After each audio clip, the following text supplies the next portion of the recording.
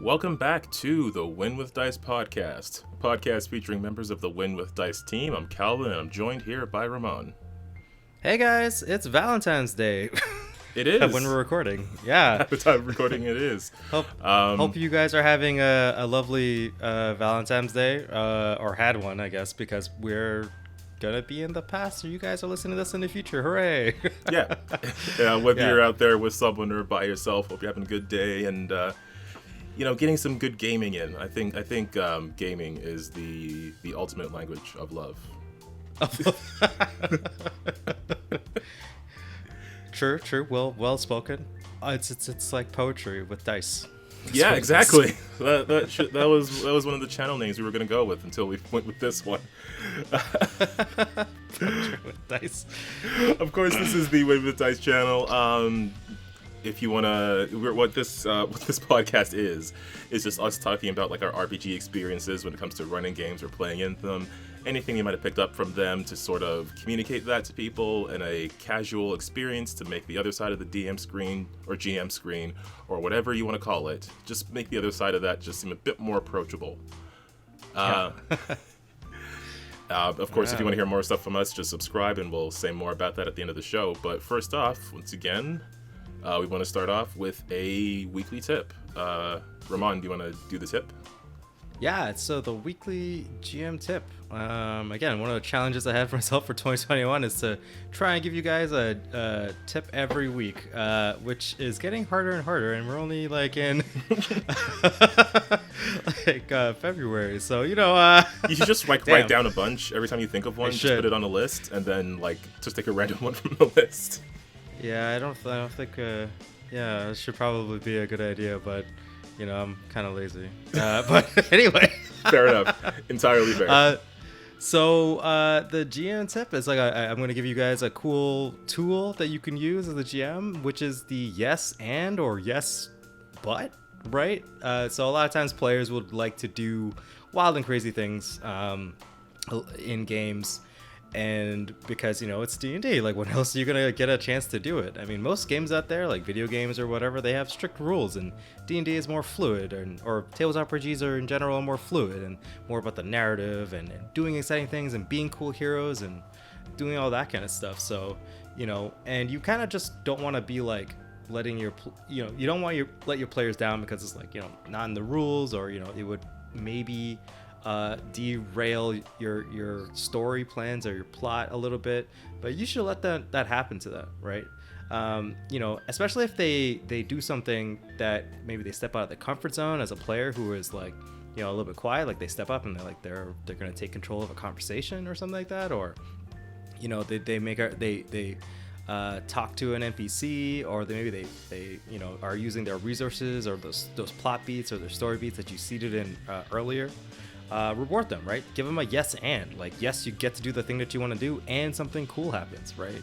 Mm-hmm. I think Lancer does this really well. That's where I got this terminology from a little bit, because the way they structure their narrative, they have like a critical success, but it has a little bit of a drawback, and then you totally failed, man. Choose your death, like, right. Which I think is actually really cool.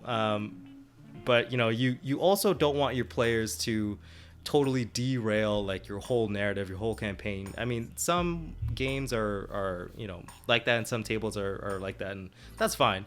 But sometimes you kind of just you have a story to tell, and you want to get there eventually, right? So I think that's where you get the yes but.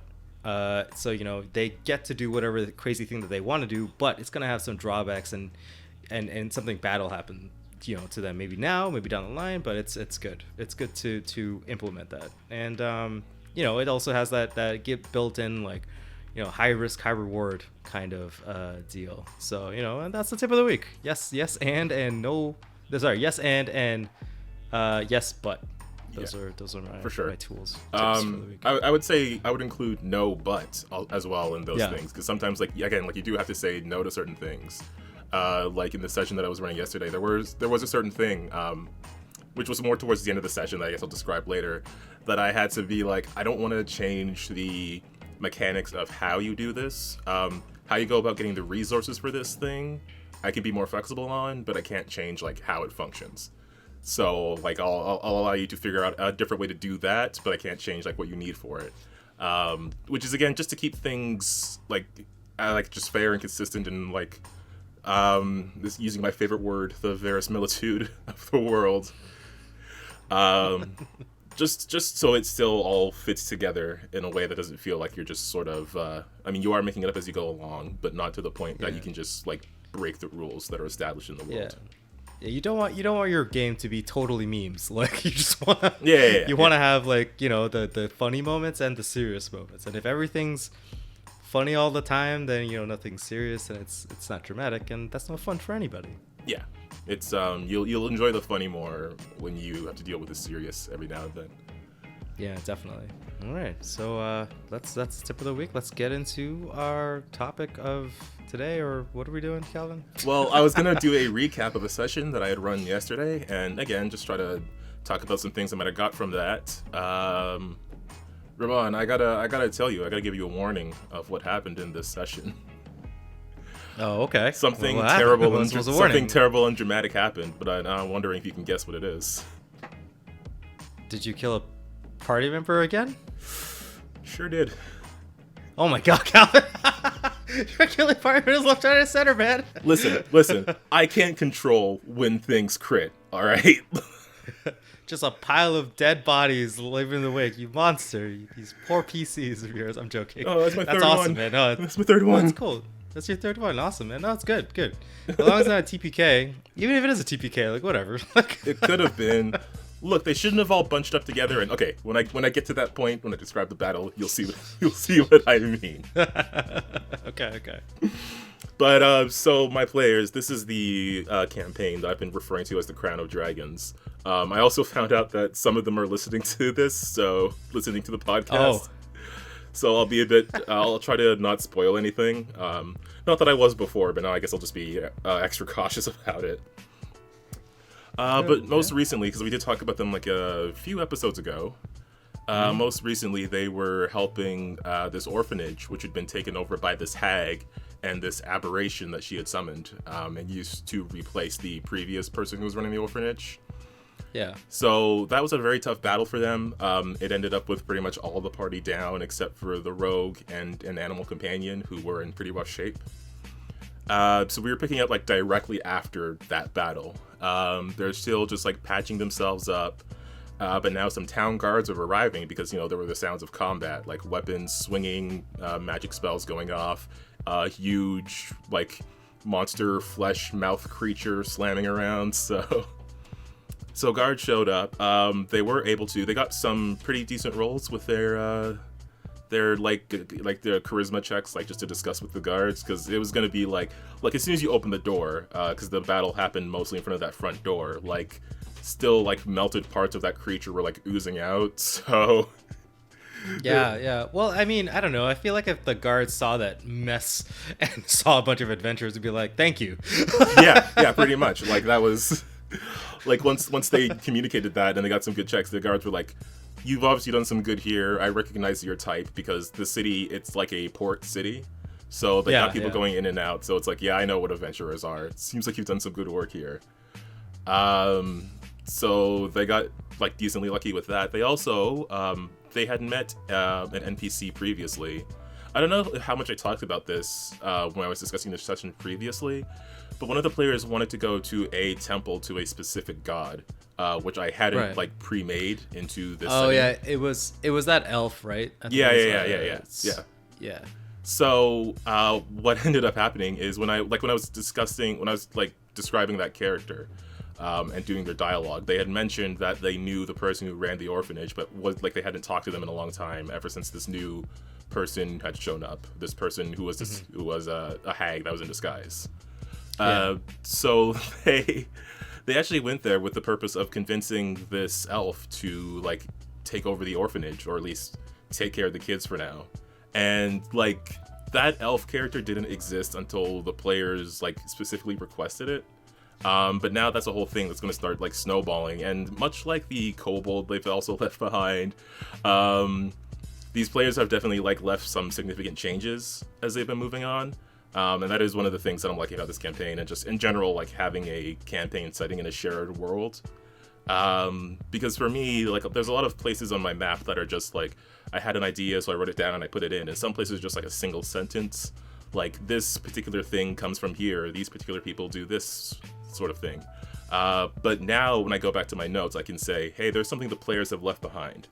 And now when some other players in a different campaign come in, or maybe when these guys come back, there can be a change there. Like, they've pretty much, they've left a significant mark on this world. Something's going to be different because of what they did. And I think that is like, that's kind of like the strength of RPGs for me. This is a bit of a ramble, but that's what I like about RPGs, versus just like writing my own story or whatever. Because like, if I write a novel, or if I write a book, or like any sort of short story or anything like that, I know how it ends, if that makes sense. Like, I know, like, I'll have a pretty good guess of where it's gonna go, because I'm the one who's making that happen. In an RPG setting, like, I don't know. I don't know.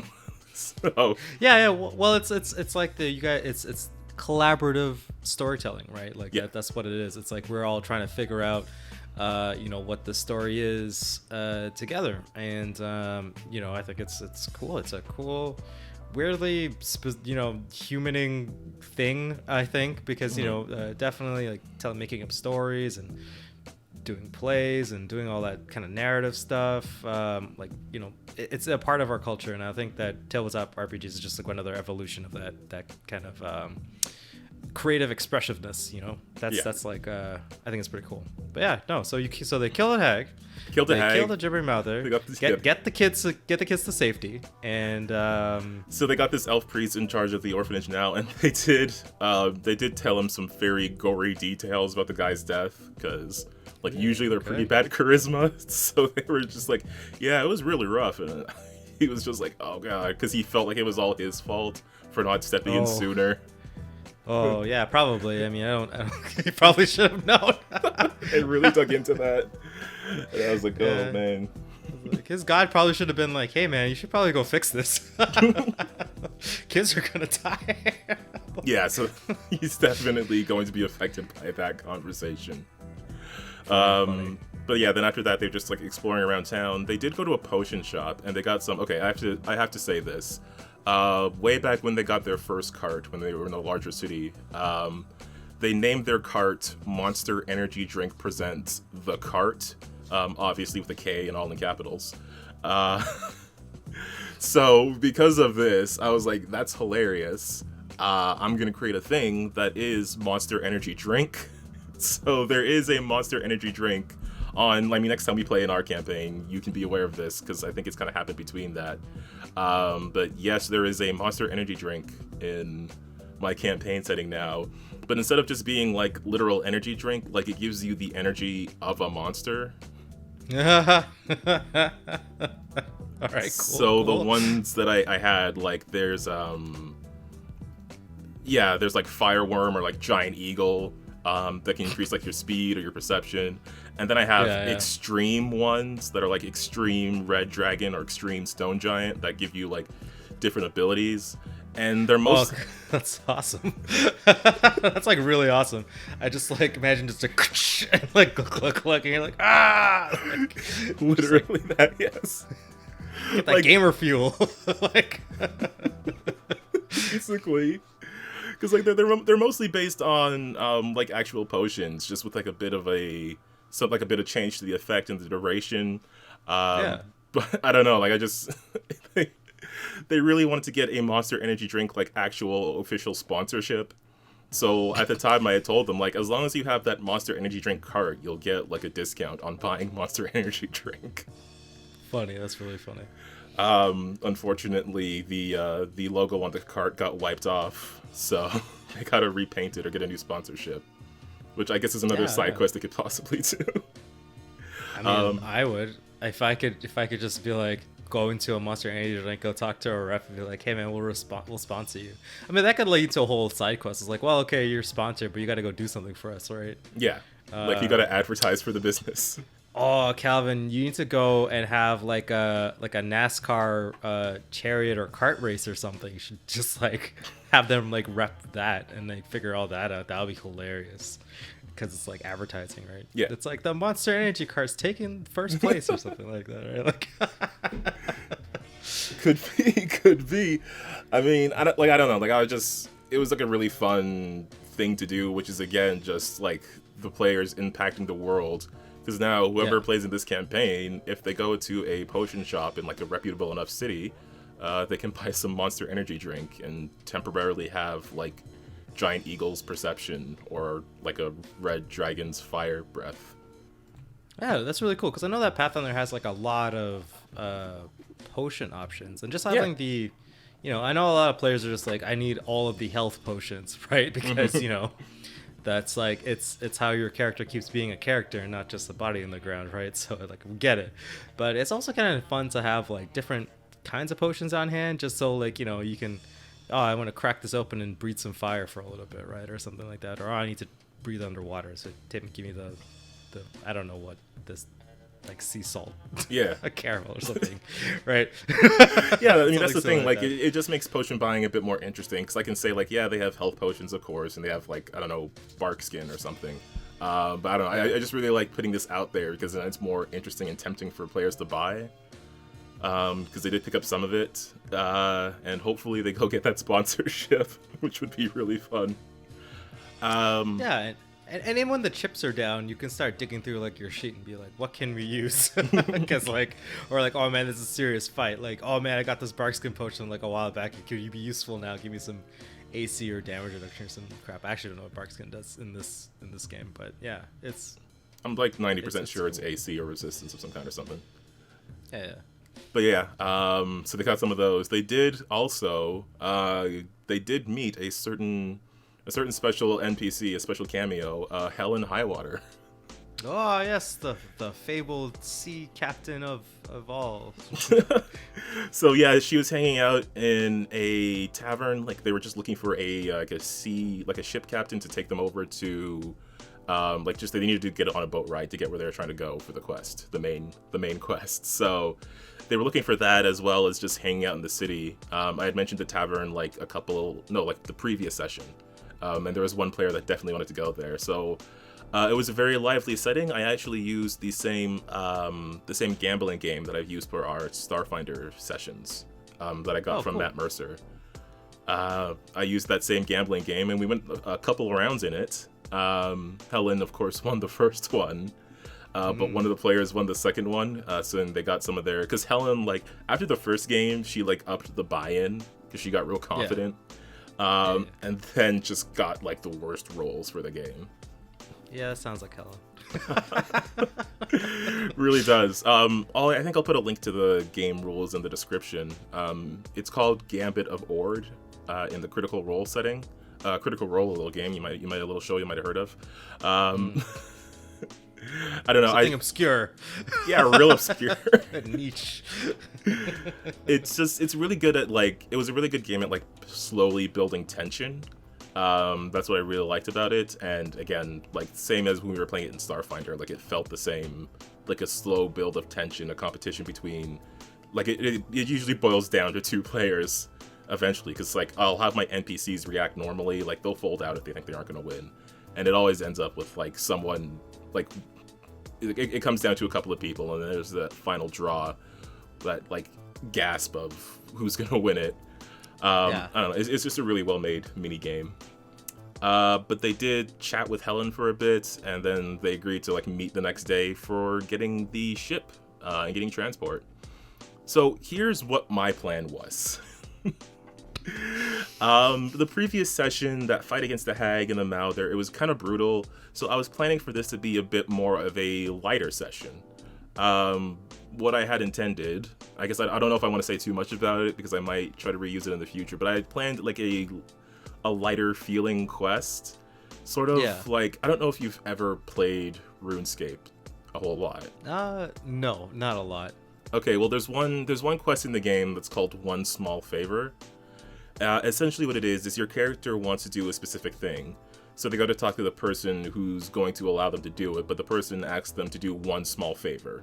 and you have to go to somewhere else and talk to another person about it. But before you can get the thing that first person wanted from the second one asks you to do one small favor for them, and then you gotta go somewhere else. I see. And then another one small favor. Yeah. It's like a whole chain of those until you get to the last one. And like your character is just like super frustrated about it, and then you gotta go do that back chain of, okay, I finished your favor, so I can go here. I finished your favor, so I can go here. And you go all the way back to the first person, and then they're like, why are you so mad? It was just one small favor. Yeah, okay. So I wanted to do something sort of like that, a bit more lighthearted, not like a whole long travel thing, but maybe enough to like fill up some space in the session. Because I was thinking like it would end with them on the seas.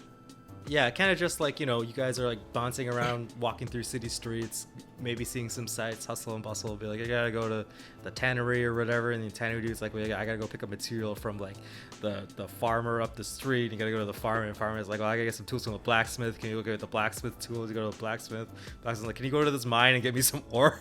And you're like, oh god, just I need some shoes. Basically that, yeah. Right. But turns out RuneScape should have just had a charm spell. Oh, okay. Because like I started that chain going. Essentially, Helen was trying to get her ship out of the port, but the dockmaster was being a bit ornery about it. And the dockmaster, he was very busy, had like a lot of documents to go through, but he said, if you get me this specific ale from the tavern, then I'll see what I can do.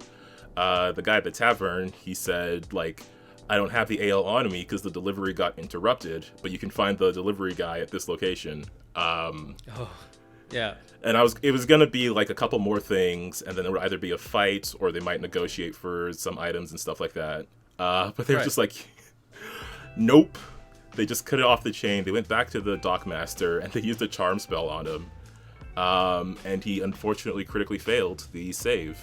So he was going to be helpful towards them, and I was like, I can't justify putting them back on the path that I wanted to put them on. They found another way around it. It was cleverly done. They used the resources they have. So it was like, yeah, it'll take him a bit of time, but he can do this thing that you wanted him to do. Okay. So this is where it snowballed into you killing a PC, right? Because you put a whole bunch of content, and then you're like, I gotta fill the time with something, right? Sort of, because I did have like the combat that did kill that player. I did have it planned. I just wasn't sure how much of it I was gonna get to this session around. I thought it would be like the opener to next one, and then we'd finish the boat trip, and we'd probably end up where they were trying to go. But they did, like, I had a whole bunch of like NPCs. I had one guy that was gonna be like really fun to do, because I was planning what his dialogue was gonna be like in my head, like his speech pattern, and I don't know. You know what you could have done instead of, you could be helpful, but without actually just giving them the thing, right? I mean, yeah, they're doing a favor for this guy. Either you could have just, sweetened the deal, let them make the prize being like, you can leave, to be like, you can leave, like, yes, and you get this cool whatever the players have, right? Well, that's the thing, is like I couldn't really think of anything to increase on that. Like, all they needed from the dockmaster was for him to do some paper processing. I couldn't really think of anything that would like allow me to expand on that other than it happened sooner. Like, still they had to wait like a bit of time in game because he had some like more important documents to get through, but there wasn't anything I could really think of to justify like putting them back on that path that wouldn't feel too forced or railroady, like at least in the moment. If I had a bit more time to think about it, I might have come up with something, but in the moment I was just like, I got nothing. You've solved my puzzle. You've solved my riddle. Or you could have just let them like get ahead a little bit, like in their quest, instead of going to the other dude to be like, hey man, I know where you need to end up, or whatever. Give them a little bit of advice, right? Being helpful doesn't mean you have to just give them the thing, right? It's a thing where it's like, I'm gonna charm the king so I can become the king. Roll nat 20, right? Like, yeah, but I mean, like you. That's a totally different thing. That's like taking over a whole country versus I'll write my name on this piece of paper sooner than I would have before. Yeah, that's fair, but you're also trying to have your own fun, right? I mean, like, I guess you could use those the NPCs later. Yeah, no, I'll have those NPCs around. Like, there's definitely like one particular person that I wanted to use that I didn't get to. That, well, I don't know if it'll be in this game or in a different one, but they're definitely around still, in the same area. Yeah, yeah. Well, you could also do the yes but. So if they ever come back to this place, the harbor master would remember, like, wait, you guys charmed me, like, and then make it way more difficult for them to do whatever, right? Yeah, that could be an outcome. Sorry, PCs. I mean, again, I have options right now, so like there are things. If you're listening, I do enjoy hearing Calvin about your stories. I'm not trying to make it more difficult for you. I'm just trying to make it more interesting. No, but again, this is the sort of thing where the players affect the world. So I do have options for what happens when they go back there, and then they run into any of these characters again. Who knows? Maybe the next shipment will be stolen as well. Maybe it should have been some Monster Energy drink. That would have really got there. That really got them going.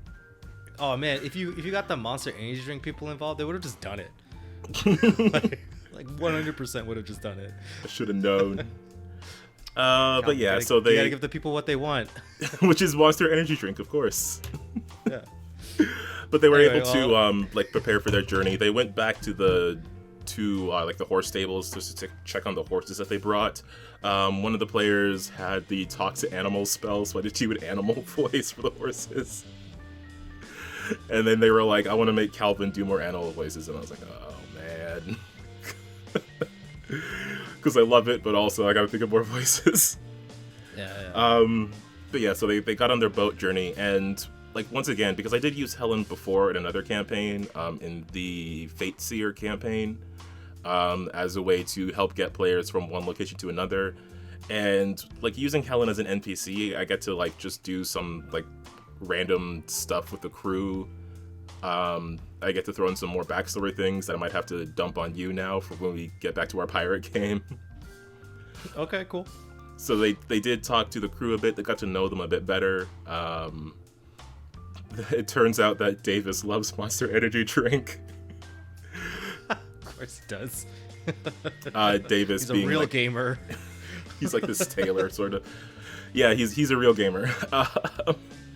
And then just other like in-world stuff. Just things that, because they were asking questions, and some of them were things that like I hadn't thought of, and some of them they were things that I did. So it was like a matter of going to old notes and bringing them back up, and then also like, well, what makes sense for this character? What can I fill in here? And that is something I like to do. I like to be. Did they know that Jasper's incredibly hot?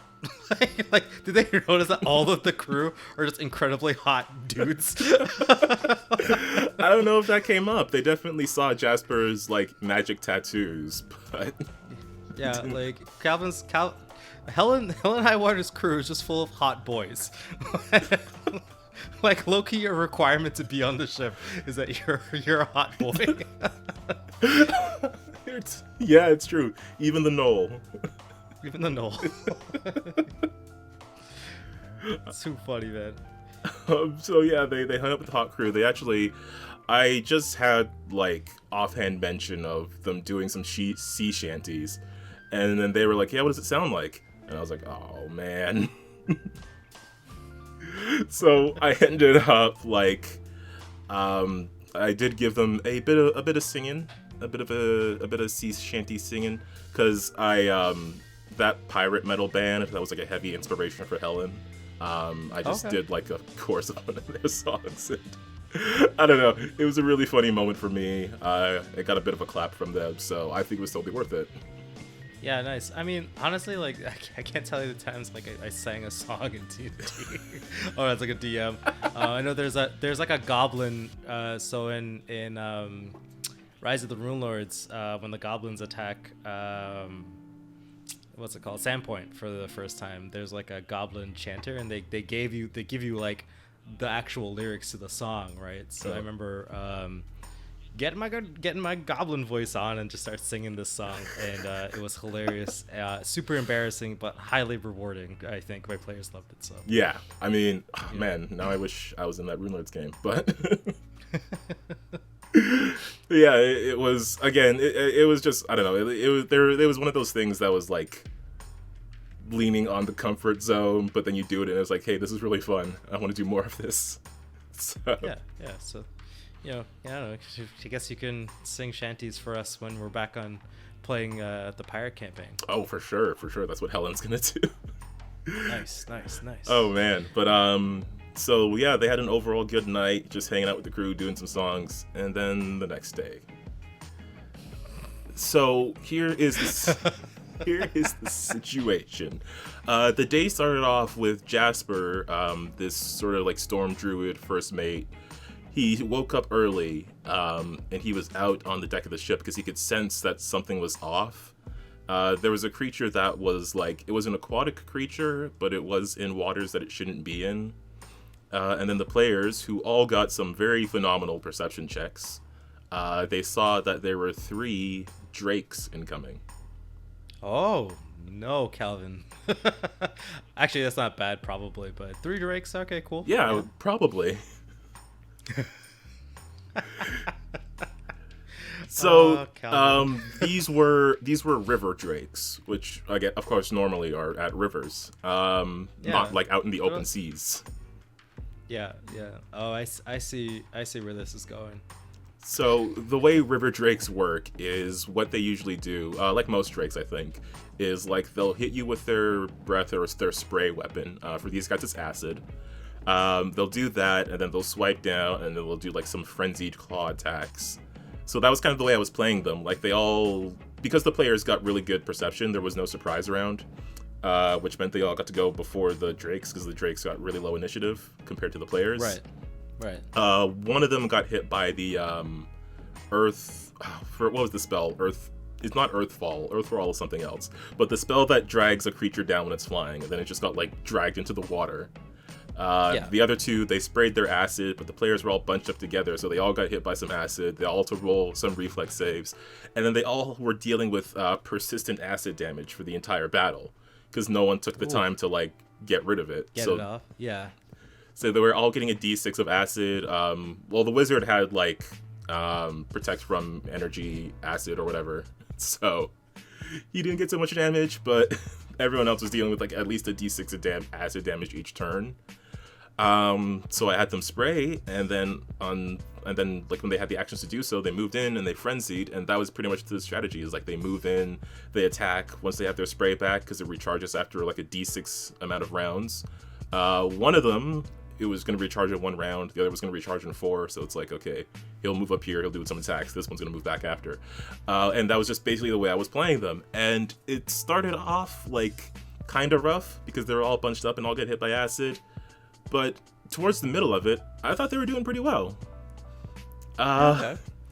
The sorcerer character kind of like moved away from the group a bit just to get some more space, did some heals on themselves, and I know they were playing a bit more strategically, doing more like healing instead of just like going straight for damage, and it was like, okay, yeah, this is pretty good, it's going pretty well.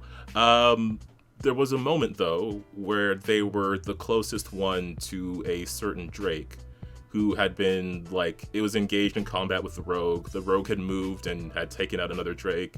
So this one just saw like the sorcerer, and they were close to it. So like, like normally I usually go like, as far as like what a creature attacks, I go with like who just hit it or who did the most damage to it. And if it can't immediately do that, or it's not like strategically best to do that, it'll just go for like who's closest. And unfortunately, it was this sorcerer who had already gone down and was already at wounded 2 from going down previously. Right. So the thing moved, rolled the attack, and it got a crit.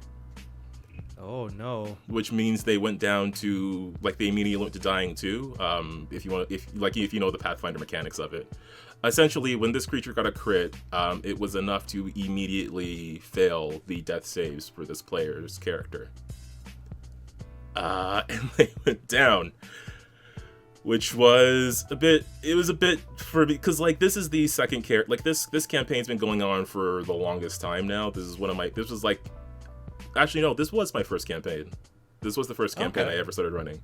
So this is one of the characters that was around since the beginning, and this is the second one of those characters that I've killed. Wait, Isn't there a person in your party whose character is just waiting to die and Yeah. you kill 2 other people?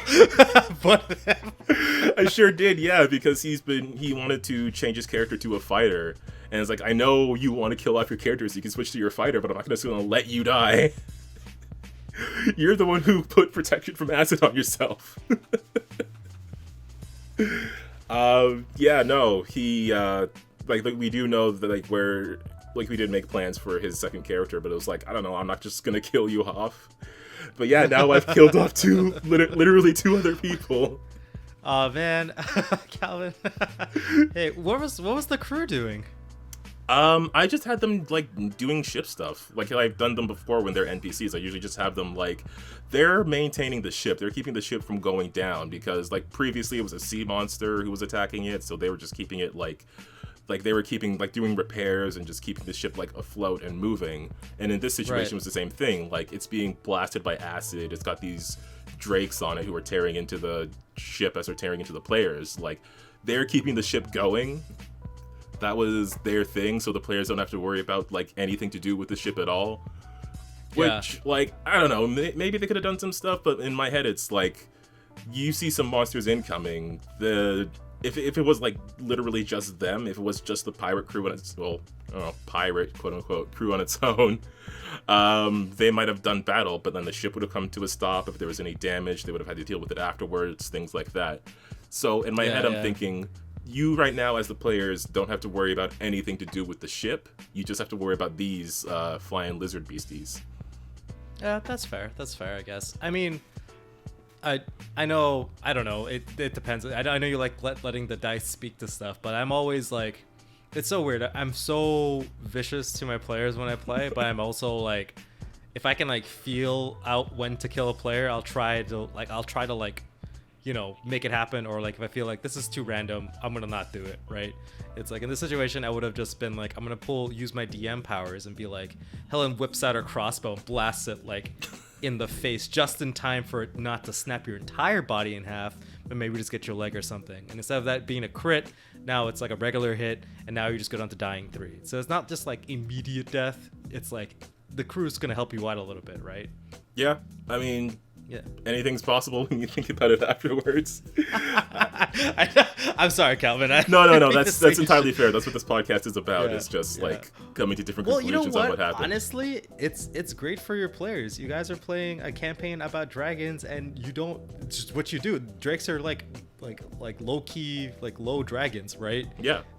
They have breath attacks. They have frenzy. All these things are what dragons do, but way worse, right? Yeah. So yes. if they're ever gonna fight one, which I mean, your campaign's called Crown of Dragons, right? Yeah. They should be more aware than ever that you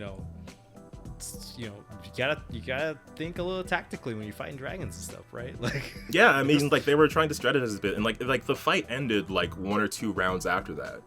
So it's not like they were like in a bad position. Like they just had to hold out a bit longer, and they would have won. Yeah. But yeah, no, like things just went sideways in that moment. And this is again one of the players that I probably mentioned this like a billion years ago. But like, you know how when you have a just a place or a setting in your world that's like, you know, this is somewhere like a player came from, so that's why you create it.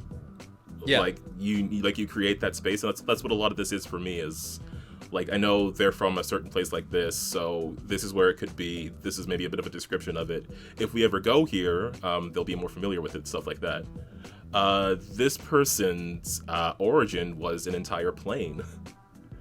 Oh, okay, cool. So, like, I had this whole thing that we had talked about, like, way back in, I don't know, 2018 or whatever, that I was like, I just at the time when it happened, is I had seen a picture of the cloud castle of the Storm King, and then in Pathfinder 1 they were playing a Stormborn sorcerer, so I gave them this suggestion, and I was like, what if it was sort of like a what's the person from Game of Thrones, Daenerys or whatever, like sort of just like the throne's been usurped but you barely managed to escape. That's like that sort of thing. Right.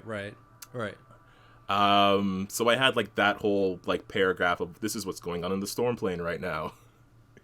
That I don't know if we'll ever get to. Yeah, well, I mean, I think that's still pretty cool. Yeah, It's no, kind like of sad it's still that there. that player got X'd by a bunch of drakes on the sea going somewhere. But that's just how life's tough, man. Like, Yeah, I mean, what I said at the time was crit happens. crit happens, right? Yeah, that's true. That's true. Because it's just like me as Calvin, I wish it didn't happen. Because I don't know, like it was the same thing with the other character who got killed by that wyvern. I mean, one, draconic creatures are apparently my bag, so that's cool. Hey man, honestly, the Crown of Dragons campaign had some real tough lizard people, like lizard things or whatever, right? Like, Yeah. honestly, like it just feels like when a dragon thing shows up, it's like we need to get our shit together. Yeah. Which is awesome. Apparently. But yeah, I don't know. Like I did describe like the sky has just got a bit darker, just because the scion of the storm plane was killed. But Ooh, that's some rough stuff. That sounds real political. I feel like there used to be some sort of ramifications. Like if there's a faction who is still aligned with that person, they probably still don't know what happened. Really, they're gonna go looking for that person. That'd be kind of a little bit of a nod to all that character backstory that isn't just gonna go to waste. You should just have some people show up being like, where's blah blah blah, right? I don't know PC's name, and you'd be like, oh, they died, and you're like, oh god. what did you do? Yeah, right. And then you get to spout off on how the Storm King's throne or whatever is usurped, and then you're like, oh shit, well, we got this dragon thing to take care of. Let's maybe we can go and usurp the dragon. The Storm King, castle, the Lightning Lord. When I had written the name of the Lightning Lord, quote unquote, because I didn't want to use Storm King, so I changed it to something much more ridiculous. That was back when I was inserting a lot of apostrophes into names to make them sound ancient, and I was like, ugh, this looks like a terrible name, but I guess I wrote it down.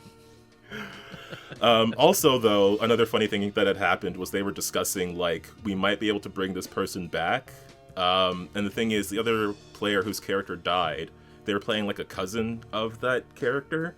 So when they heard the PCs making plans to try and bring this person back, they were like, excuse me? And did you try that at all with my cousin?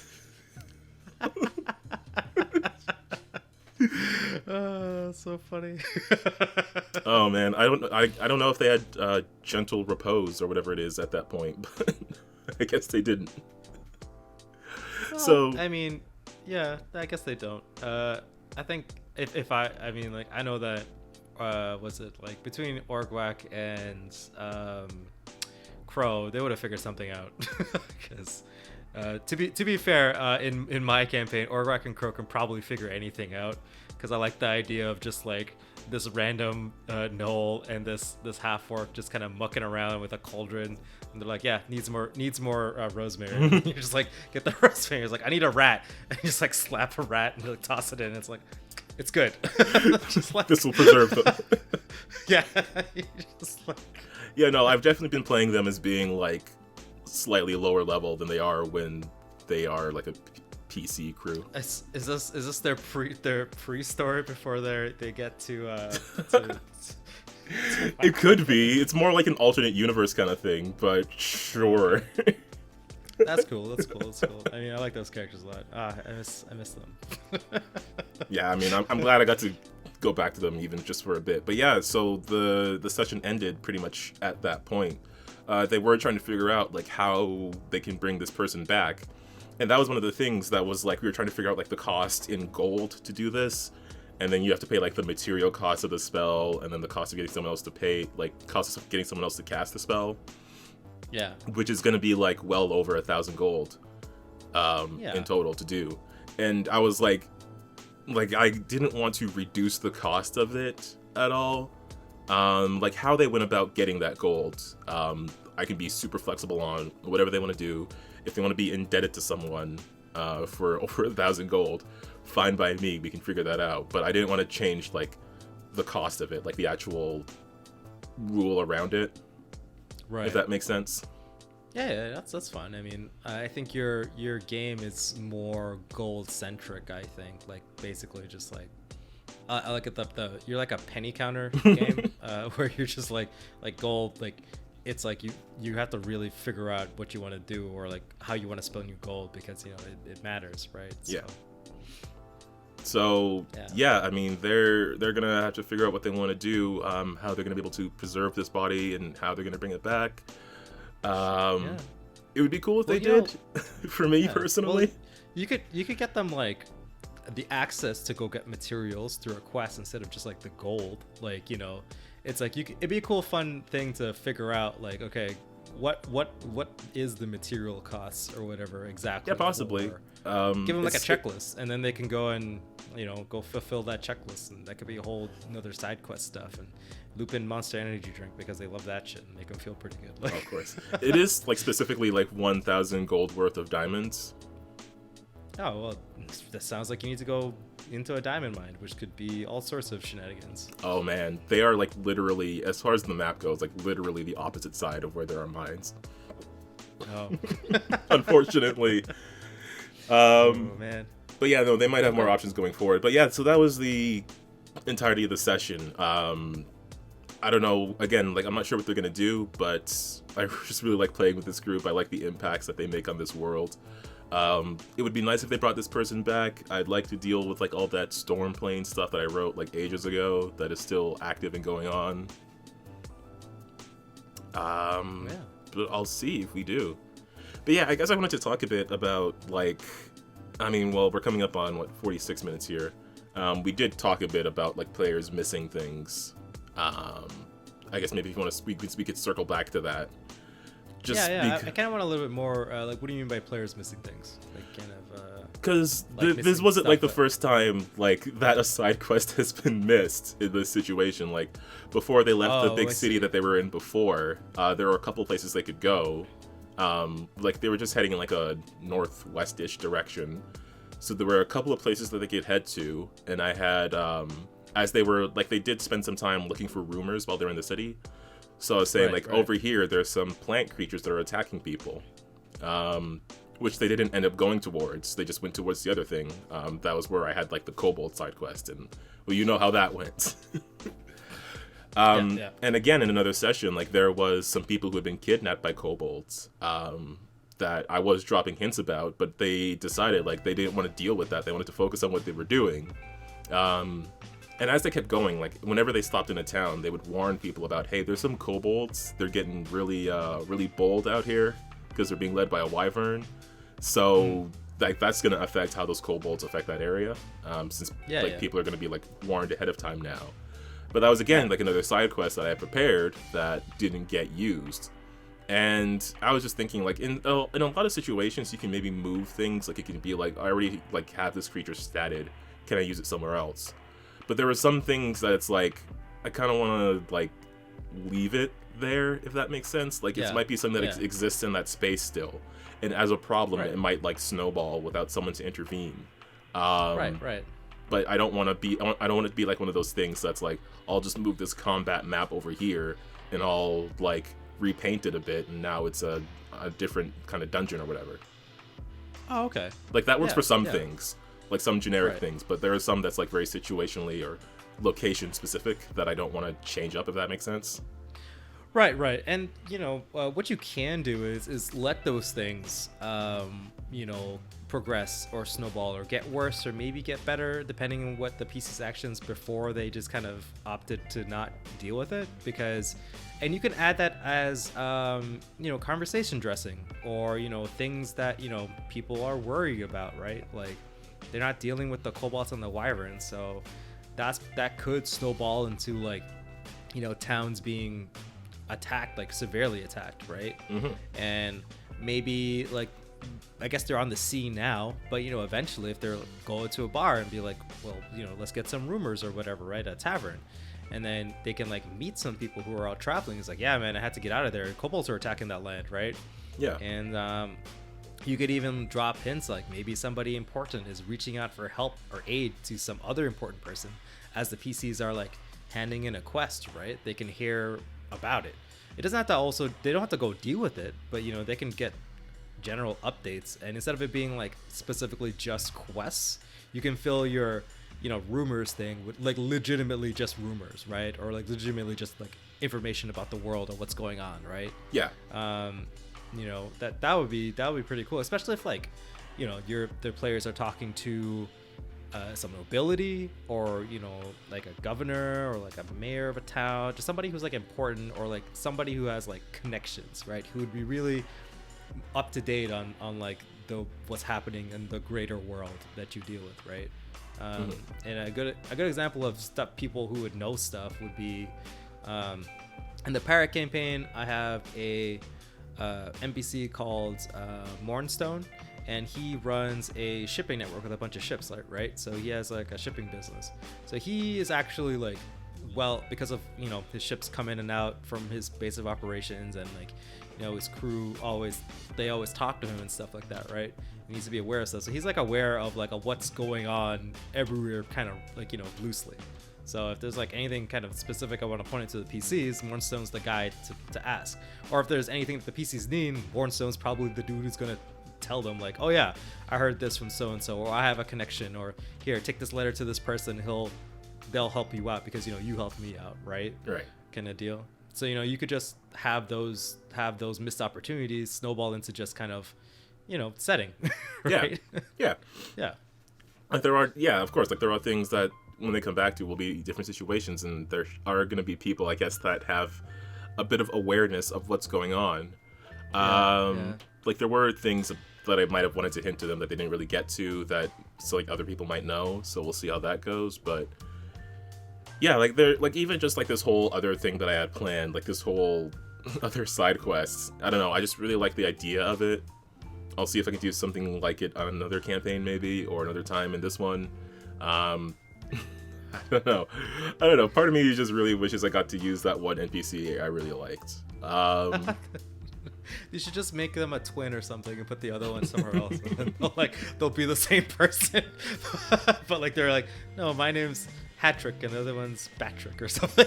That's like, that could be like its own thing. Because twin, you already have a bunch of twins running around. I do. They were sort of like, you remember Alina, that rogue bard you had to deal with before?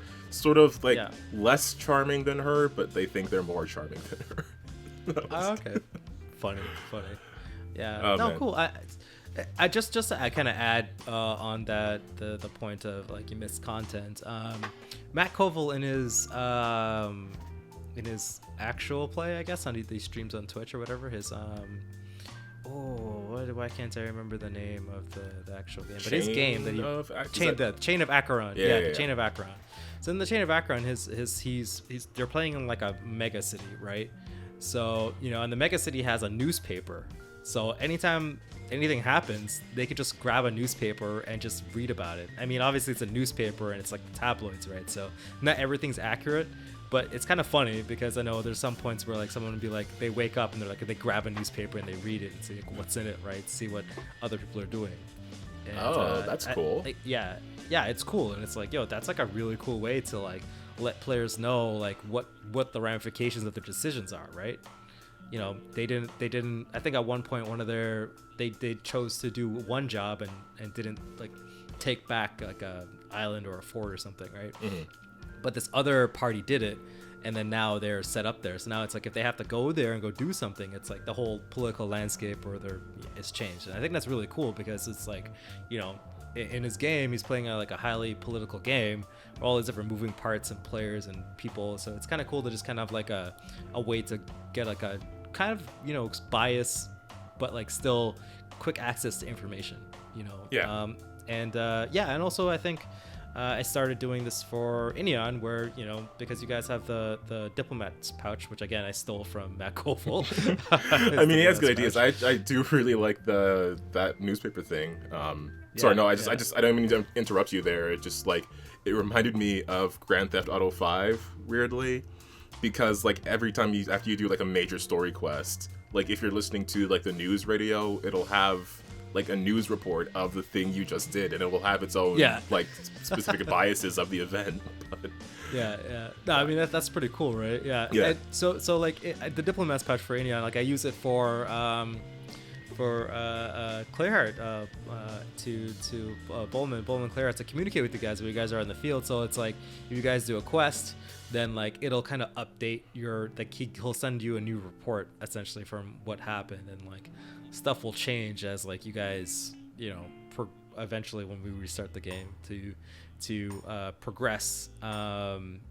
It'll progress all the other plot things that you guys didn't handle immediately, right? So it's always just kind of like if you put out one fire, the other fire is gonna grow, right? And I think that's kind of a cool way of doing it. Well, there's just some cool ideas. I don't know, just kind of spitting out. Yeah, no, I think those are great ideas. Yeah. My thing though is now I have to consider like time in regards to that, in regards to the consequences, because like if I was doing like more like longer time skips like we were doing with Ineon, that gives time for like things to progress a bit further. Yeah. I'm not really doing that with this game. It's again like a day by day kind of thing. So that's fair. I mean, I think it depends. It's like so you can have your bad guys just like have a plan ahead. It's like, well, I think that they're going to mobilize their forces and severely attack this town, maybe even destroy it in a month. And then you just put it on your calendar, in your secret DM calendar, and just wait till save the date. They get there if they don't do anything, right? And just chill. Like I think that's, or you just don't have, you just set it and forget it, and then once that date comes around, you're like, oh shit, they didn't do it. Oh yeah, I wrote that down. About it. This town is destroyed, and then you can like populate the local conversation, being like, oh yeah, I heard that Redport has been destroyed by kobolds, and you're gonna be like, what? Oh man. Right, or whatever. So yeah, actually that's not a bad idea. I might see about doing that, try to figure out like what would be a reasonable amount of time, especially for the places that they've warned. I think those places will be a bit more prepared for kobold attacks. Yeah. If the kobolds move in that direction, which they might not. Yeah, who knows? I mean, I'm excited to see or to hear about what your players decide to do. But wow, Calvin, you're racking up your kill count, man. Damn. Look, you want to talk about killing PCs for a bit? There was another thing that I did want to talk about, but I think it could fill up the whole episode on its own. So we can fill out maybe like 10, 20 more minutes with just like, look, I didn't want to, okay? I didn't want it to happen. It was just, again, a roll of the dice because I'm sure we've explained the death mechanics in Pathfinder before, but it does go through, like, there's normally 4 stages, there's a number associated with it, you roll a flat check to try to recover, yada yada. Yeah. I don't know, maybe we should do like Pathfinder rules as a thing. That should be a series we do. But it was just a situation where the exact thing that would have killed that character at that time is if they got hit by a crit, and that crit did enough damage to take them down to 0 HP. If those exact specific specifications of the situation were met, then they would die. And that's just how it happened. Like, there's no...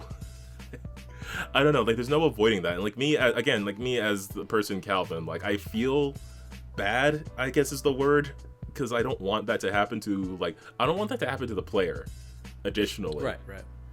Because it was actually, the person whose character I killed before, like, they lived together. So it was like, wow, we're really feeling the love over here, Calvin. That's so funny. I was like, I'm sorry.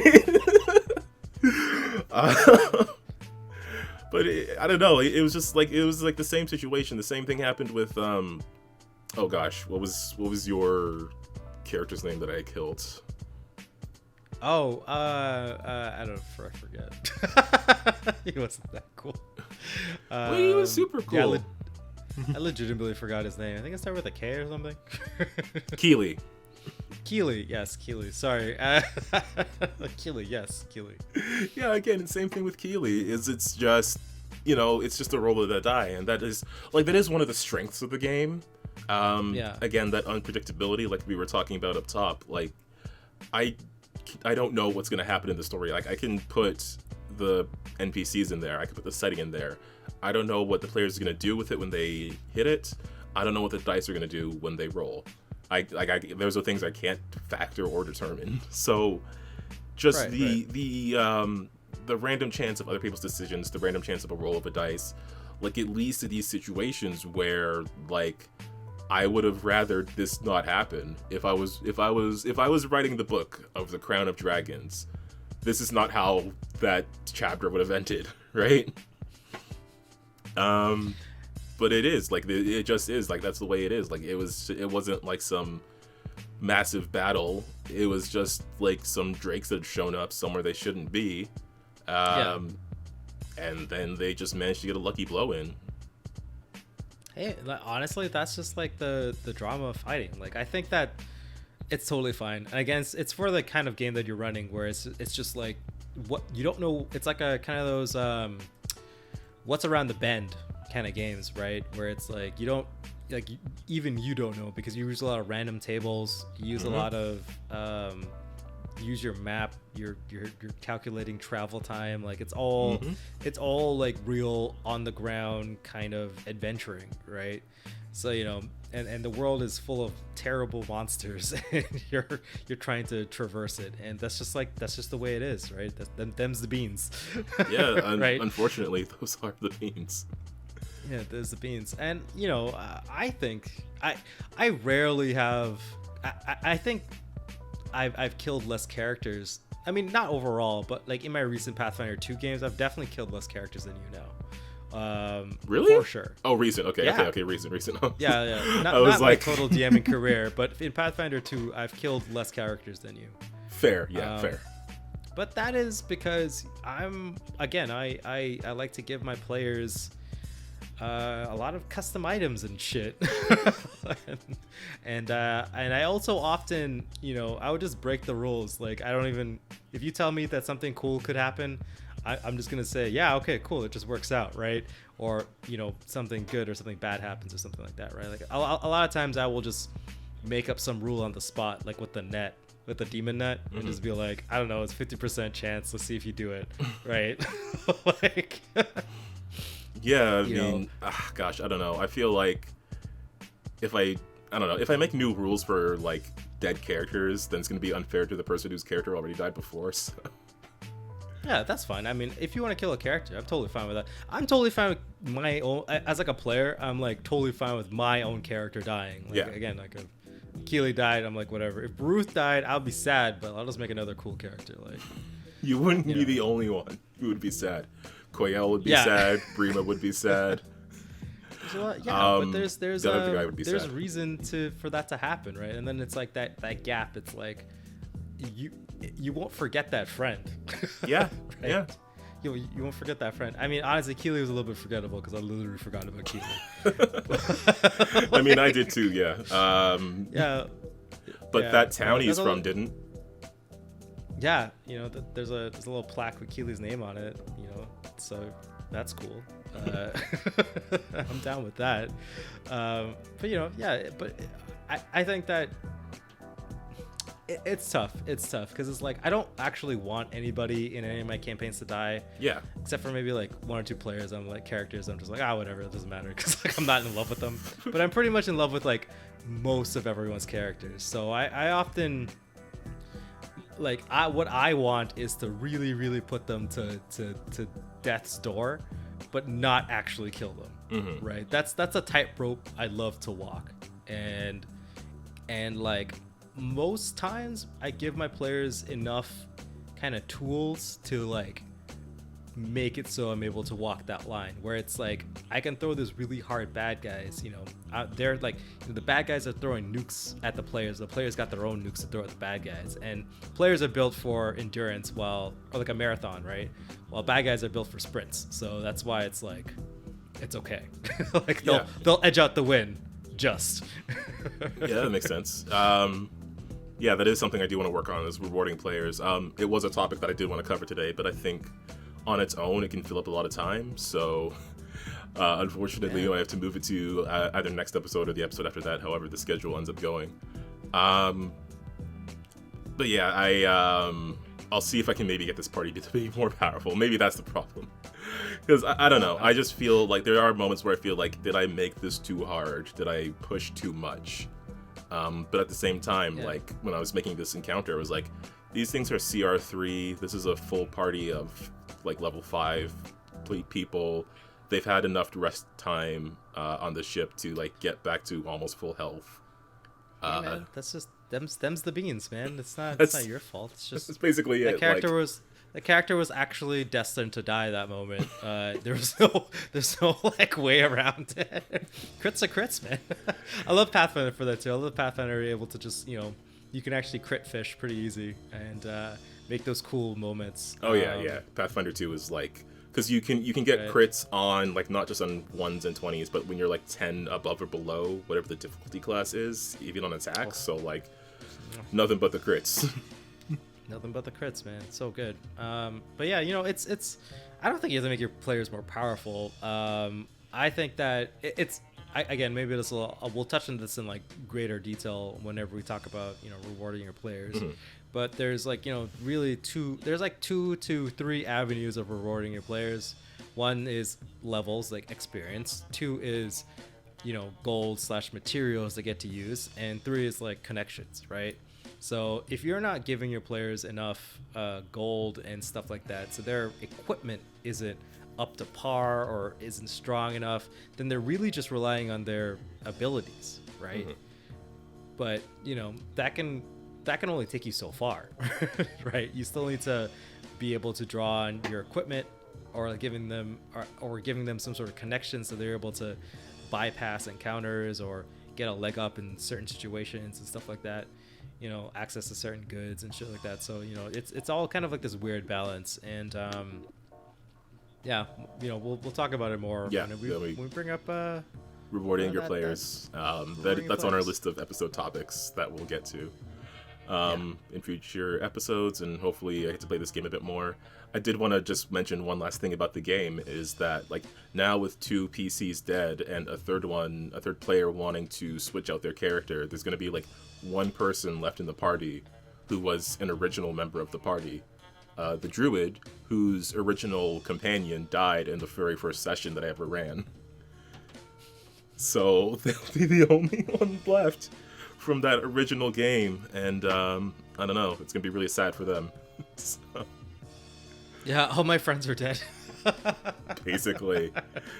But yeah, so I think that's going to be the episode for this week. I think we did have some really interesting discussions, which I hope are useful for anyone who's new to running games or thinking about starting, just to be a bit more aware of how easy it is to switch to the other side of that screen. If you do want to hear more stuff like this, of course, just subscribe to the channel and hit that notification bell so every time we upload an episode or every time we go live with Lancer, which we're going to squeeze in. I don't know if we have a date for it, but we're probably going to squeeze one in as soon as we can, or whenever, because we are also making plans to play some Starfinder. That's definitely coming soon.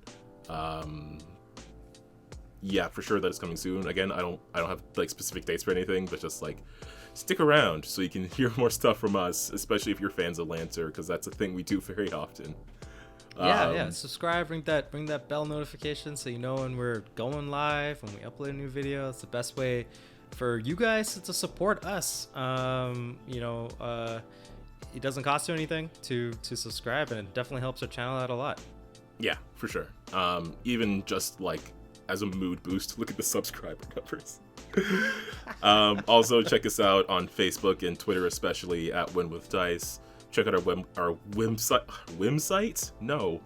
Our win site. Our website, winwithdice.ca.